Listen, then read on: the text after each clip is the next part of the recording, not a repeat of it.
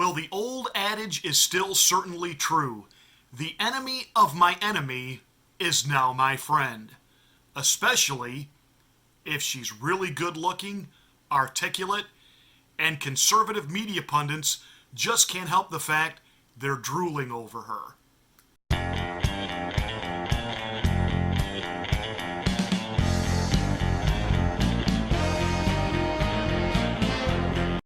The rise of Tulsi Gabbard has to do with Hillary Clinton and conservative media. Oh, yeah. They're also going to do third party again. And I'm not making any predictions, but I think they've got their eye on somebody who's currently in the Democratic primary and are grooming her to be the third party candidate. She's the favorite of the Russians. They have a bunch of sites and bots and other ways of supporting her so far. And that's assuming Jill Stein will give it up, which she might not, because she's also a Russian asset. Yeah, she's a Russian asset. I mean, totally. And so they know they can't win without a third party candidate. And so I don't know who it's going to be, but I will guarantee you they'll have a vigorous third party challenge in the key states that they most need it. When conservatives heard that, immediately our reaction was, Hillary is off the rails. She is completely insane. Everyone that stands in her way, anyone that is in opposition to her, is a Russian asset. And then, of course, we immediately jump to the defense of Tulsi Gabbard, especially over the fact that she was defending herself. Hillary Clinton, your foreign policy has been a disaster for our country and the world. It's resulted in the deaths and injuries of so many of my brothers and sisters in uniform. It's devastated entire countries, millions of lives lost. Yet, despite this damage that you have done to our country and the world, you want to continue your failed policies, directly or indirectly through the Democratic nominee. It's time for you to acknowledge the damage that you've caused. And it is long past time for you to step down from your throne so that the Democratic Party can lead with a new foreign policy, which will actually be in the interest of and benefit to the American people and the world. Now, as conservatives, as libertarian, we like that. We like someone who doesn't just roll over and play dead. Isn't that what we were so upset with the Republicans about for years, that they would continually just roll over and let the Democrats say and do anything, and there was never any pushback, never any fight back. And the never-Trumpers and the so-called conservative elites went out of their heads with Donald Trump, because Donald Trump did something that we have been waiting for. He fought back. He pushed back against the narrative. And that is exactly what Tulsi Gabbard did. And she connected with conservatives in three important issues.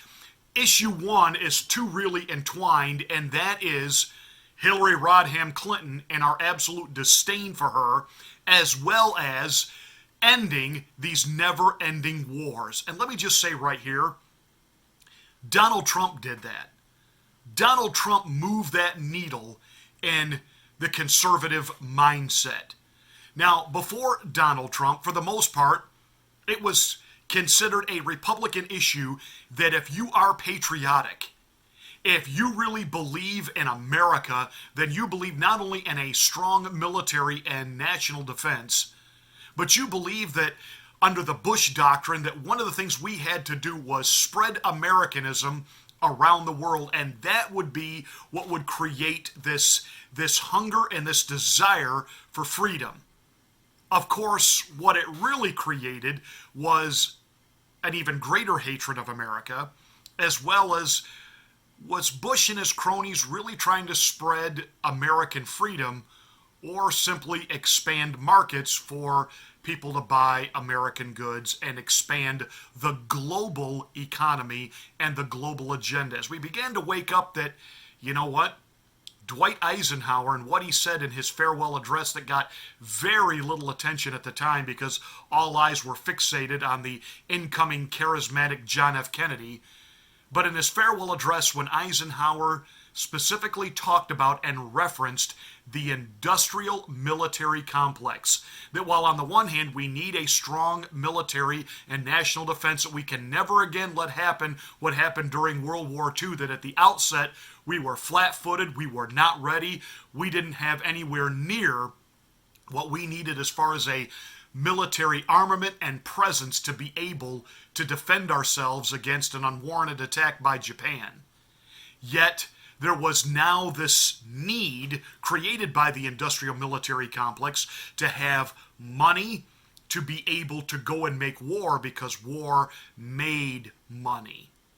That was brand new on the American scene, and Eisenhower, a Republican, was the first one to address it. Now, it really, of course, picked up the narrative among the anti-war movement of the late 1960s, but then Republicans dismissed it as simply a radical left complaint and anti-patriotism. But it's Donald Trump who said, we have got to end getting involved in these sectarian civil wars that never end. It was Donald Trump who looked at Jeb Bush on a debate stage and said, your brother lied us into war. All of the political experts at that time said, that's it, Trump is done. And he wasn't done. That launched him. And there was this groundswell within the conservative movement that said, yes, we are patriotic, we do want to defend our country, but we don't have to be in an imperialistic, shoving Americanism down everybody's throat and being a conquering army where we become nothing but glorified occupiers. And finally, Donald Trump gave voice to that within conservatism, within mainstream middle America, and it was Donald Trump who championed that and had to fight members of his own party against that. And as a result, Tulsi Gabbard is now trying to take that mantle. She also is against this current impeachment process of everything being done secretively. And she opposes censorship, in particular, social media, internet censorship. Big issue with young people, a big issue with conservative voices like this on social media platforms. So here comes Tulsi Gabbard now, cashing in on some things that are near and dear to Trump supporters and people who voted for and supported Donald Trump, who every day are feeling a little bit, jeepers, it gets harder and harder to defend him. And I'm not talking about Trump's solid base. And I admit it, I am part of the Trump base. But I'm talking about some of those people who are not really ideologically staunchly conservative or staunchly liberal. They're issues-minded people. And they are concerned about these never-ending wars. They don't like this unfair impeachment process, and they really don't like censorship. And here comes smiling, articulate Tulsi Gabbard. And after she was attacked by Hillary Rodham Clinton, and there's a part of me that wonders, is this an elaborate 4D chess maneuver by Hillary? Make us all think that she's anti-Tulsi when actually, is she the person behind the curtain pulling Tulsi's strings? Now, on the one hand, Hillary running against Donald Trump could be a dream come true. On the other hand, Tulsi has been saying a lot, Hillary doesn't control me. Hillary doesn't control me. Nobody accused you of that. And the fact that you keep bringing it up, doth you protest too much? Now, that's a side video for another time. But right now, let's focus on the conservative media now giving Tulsi Gabbard lots and lots of coverage. And I want to specifically reference her appearance on Fox News with Sean Hannity. Slander is a big deal to me. Your reaction? Well, first of all, I'm proud to wear the uniform of this country. I've served as a soldier now for over 16 years, still serve as a major in the Army National Guard today, and have deployed twice to the Middle East, serving in combat. And like every other combat veteran, have seen firsthand the terribly high human cost of war. My job in Iraq in 2005, I worked in a field medical unit where the very first thing I did every single day was a heart-wrenching task of going through name by name every list of American casualty and injury that had occurred in the previous 24 hours. So those of us who have seen this terribly high human cost of war, we fight for peace. We're not pacifists. We know that, unfortunately, sometimes war is necessary to protect our country, but we see that war should always be a last resort. So what is so concerning about what Hillary Clinton is doing here is she is not only calling me a traitor, she is not only trying to smear my character, she's sending a warning out to every veteran, every single American, anyone who stands up against the warmongering foreign policies that really are her legacy, that have been so destructive and costly to my brothers and sisters in uniform, cost the American people trillions of dollars, and caused such damage in the world. Now, to be fair, Tucker Carlson also had her on. Glenn Beck has been feigning for her. All the conservative media voices immediately went to her defense over the attack from Hillary Rodham Clinton. We dealt with it here, but I dealt with it from the angle of what's Hillary all about in this? And is this a 4D chess play by Hillary? A lot of conservative media is giving Tulsi very favorable coverage. And what it does now is it opens up the conservative audience that may not have really paid any attention to Tulsi Gabbard to where now it's like, wow, she believes kind of like I believe. She holds to some issues kind of like I hold to. Hey, I like this.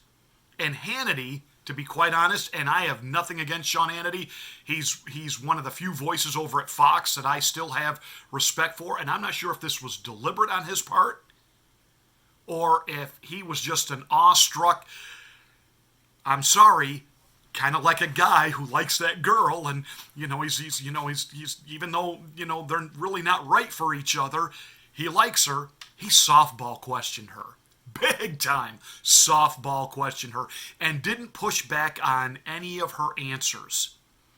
And we'll get into that. Now, he even provided her with a little bit of, if you will, cover when it came to the fact that we're in agreement on the war issue. I'm tired of politicizing war. We send these kids, go fight, bleed, die, and then it gets politicized. Never mind. I want the next generation of weaponry, defensive, offensive. Well, we don't have to send our national treasure, our sons and daughters, to fight anymore, especially because there's no political will to win it. Rules of engagement under Obama were insane, in my view. Now, by his doing that on his show, which is the #1 rated cable news show on primetime, that's up against CNN, PMSNBC, and even some of the conservative upstarts and startups like Newsmax TV and One American News.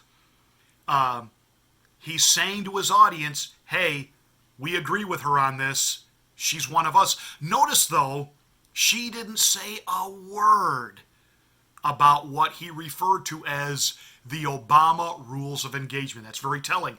She smiled, and she didn't say anything back. And that silence is deafening, and he didn't pause and challenge her on that. He didn't say, don't you agree with me? Don't you agree with me? He didn't do that. So he gave her cover, and for moderate Trump supporters, this causes them to lower their defenses a little bit and say, maybe I ought to look into the candidacy of Tulsi Gabbard. And then, as he talked about the entire witch hunt and the never-ending get Trump again, she stayed quiet. She didn't argue with him. She didn't tell him that she agreed with it. She didn't tell him that she agreed with the witch hunt. She just sat there quietly and waited for her opening to agree where she could agree. Now, let me explain. He thinks she agreed with him on the entire impeachment inquiry. I think it needs to be a transparent process. You know, I have long expressed my concern about going through impeachment proceedings in a very, very partisan way, because it'll only further tear apart an already divided country. My interest and concern is for the well-being of our country and our democracy as we move forward. I think that inquiry needs to be done in a very narrowly focused way, and it must be done transparently. I don't know what's going on in those closed doors. We as members of Congress don't have access to the information that is being shared. And I think that the American people deserve to know exactly what the facts are, what the evidence is that's being presented as this inquiry goes on. Now, she actually said in there that she agreed with the reason that there ought to be an inquiry, that this phone call between he and the president of Ukraine is problematic. In other words, she insinuated the quid pro quo. But she's articulate. She's a very good politician. She's very smooth, incredibly smart, very, very shrewd.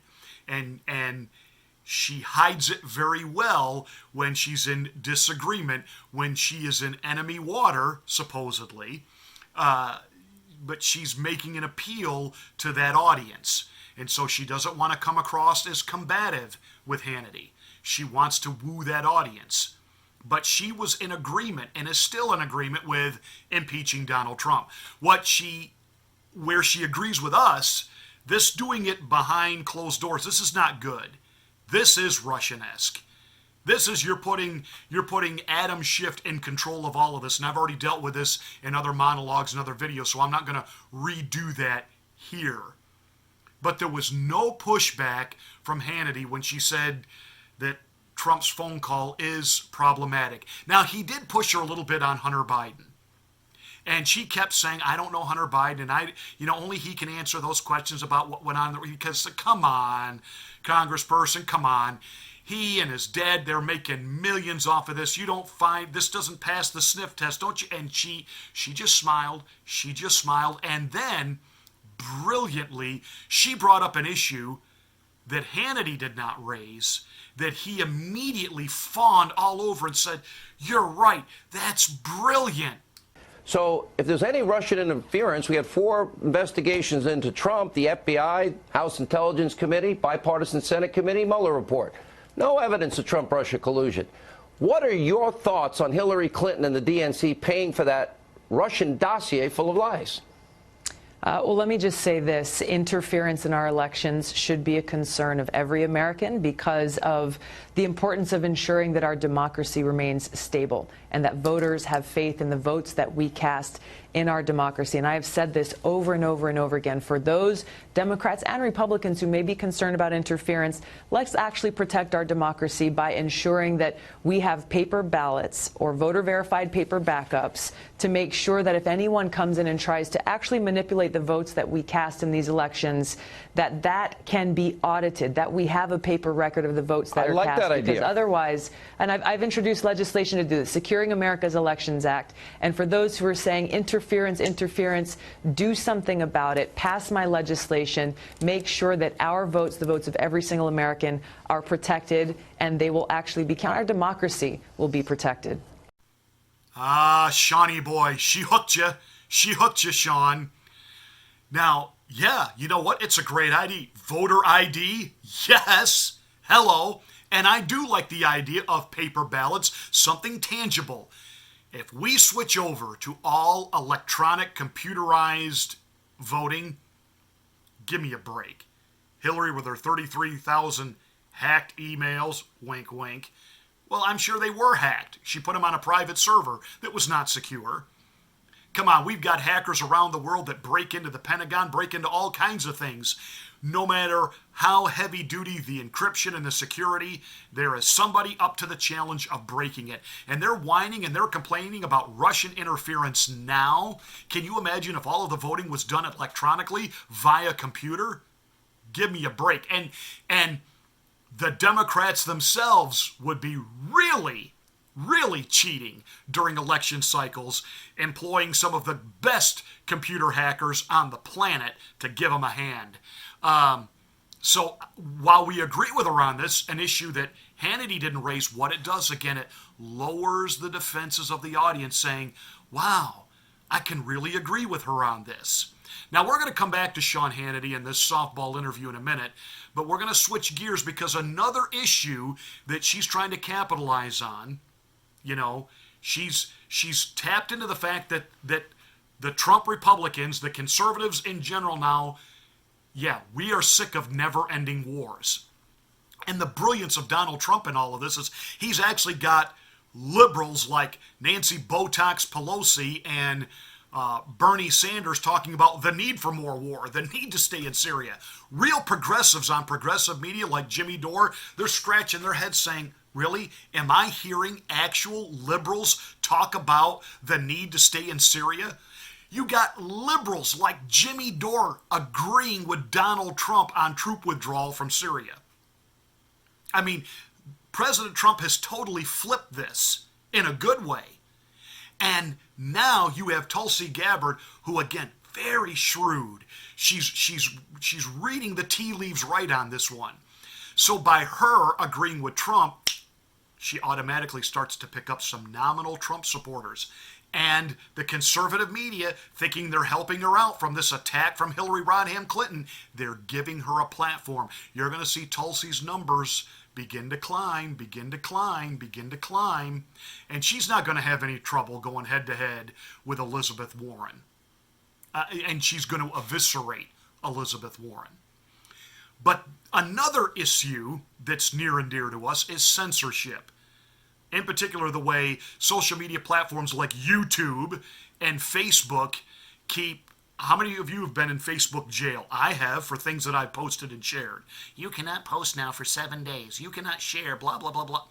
And on YouTube, I have had my videos pulled down. I have had my algorithm and subscriptions messed with here. Well, it's also happened to Tulsi Gabbard. So again, conservative media to her rescue.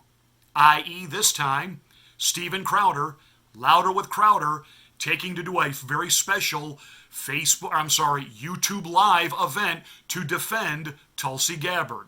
Let me state on the outset that I and the team here at Louder with Crowder have uncovered what I believe to be undeniable proof of Google and YouTube's current meddling in the United States presidential election. Finally, this brings us to some evidence that we just stumbled upon as it relates to the current DNC primary election.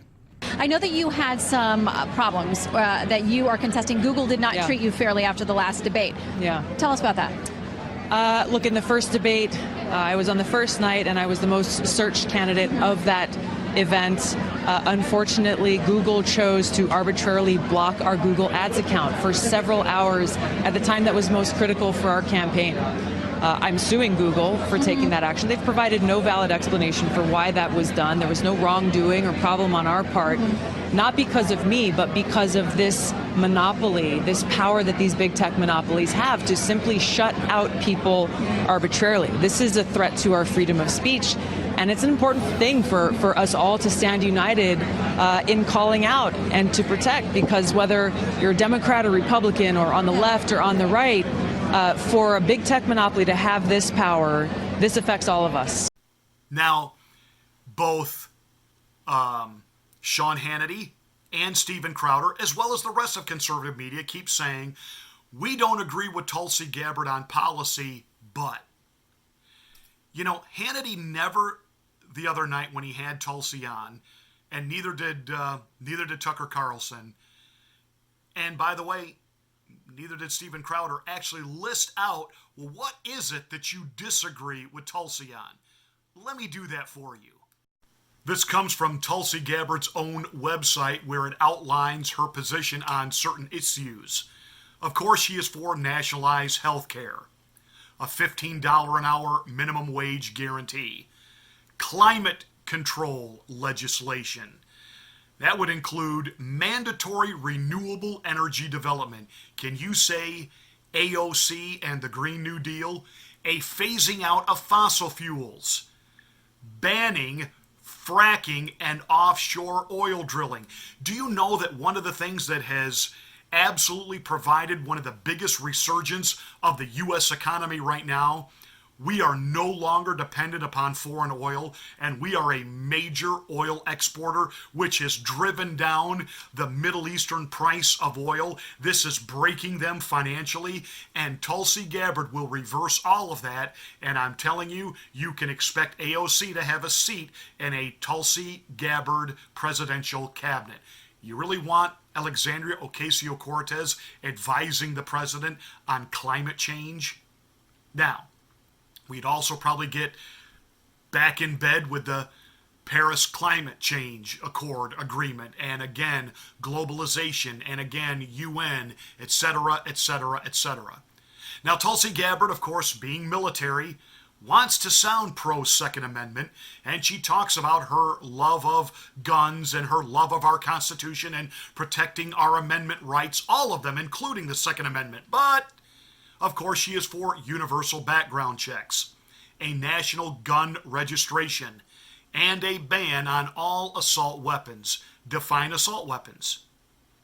And a national gun registration, that's a great thing to have when they finally outlaw guns and need to know what addresses to go to confiscate them. She's also for the legalization of marijuana, not simply for a medicinal purpose, but recreational purposes also.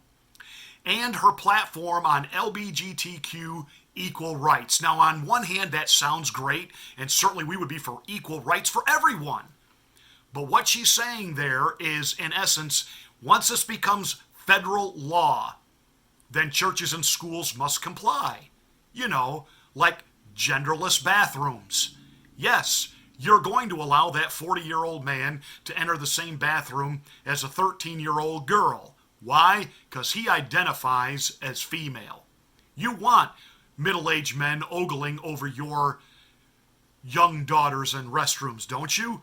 And of course, church, you can't exclude someone from membership based on their sexual orientation.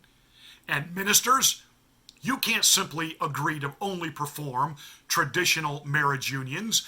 If you're going to perform marriages, you will perform all of them, including same-sex unions. Oh, and yes, equal opportunity employment.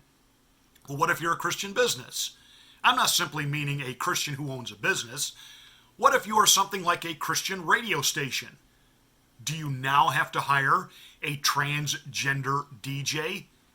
And then, of course, under women's rights, abortion. In particular, the public funding of abortion, which means taxpayer federal dollars going once again to Planned Parenthood. Those are the positions of Tulsi Gabbard. Sean, Stephen, the rest of conservative media, I shouldn't have to do your job for you. You should be pointing this out. But by continually giving her voice on your platforms, you are giving her access to your audience. And I already told you that Sean did very little to push back other than the Hunter Biden issue. And even that, I'll tell you, Jimmy Dore's got a video out right now, and he's a progressive left.